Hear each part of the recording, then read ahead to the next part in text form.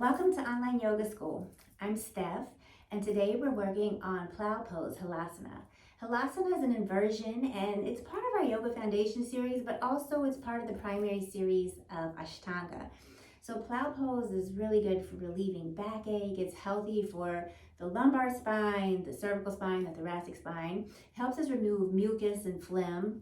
Has a lot of benefits. And it's relaxing for the brain, calming for the brain. A lot of times you see it right before Shavasana in your yoga class.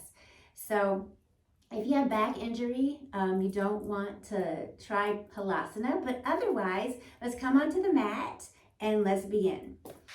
I am going to scoot towards the top of the mat just so you can see me when I come back. But you can come wherever feels comfortable for you on your mat. And you're gonna come to lie flat on the back. Now, while we're preparing to go into Plow Pose, you kind of want to squeeze the shoulders together. Although once we get into the posture, we're going to broaden the shoulder blades. So notice what's happening with your back here. You should have some space between the neck and the mat, and you want to keep that space there.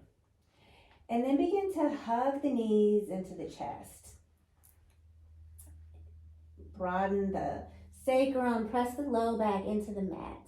And then we're going to use the strength of the core, our abdominal muscles here, to kind of hoist ourselves up and bring the hands under the low back. Extend the legs up, almost like you're going to go into shoulder stand, but don't.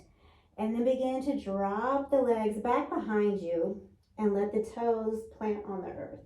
And then from here, walk the hands out to support you. And you can interlace the fingers, press the arms down into the mat.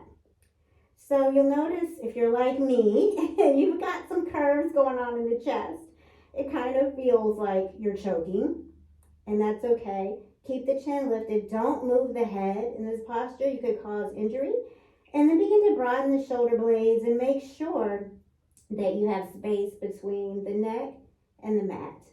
And when you're ready to come out of the pose, you can bring the hands to the low back for support, hug the knees into the chest, and then roll out one vertebrae at a time. You can kind of rock back and forth here.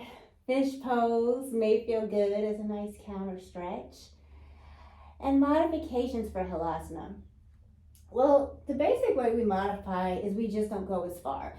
So your toes may not actually reach the mat behind you, and that's okay. You could kind of go into like a half Halasana and just let the feet dangle in the air.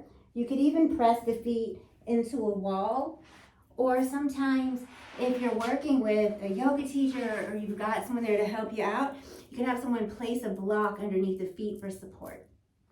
So thank you for practicing Halasana with me today. If you haven't already, please subscribe to our YouTube channel and let me know how you like this inversion in the comments. Namaste.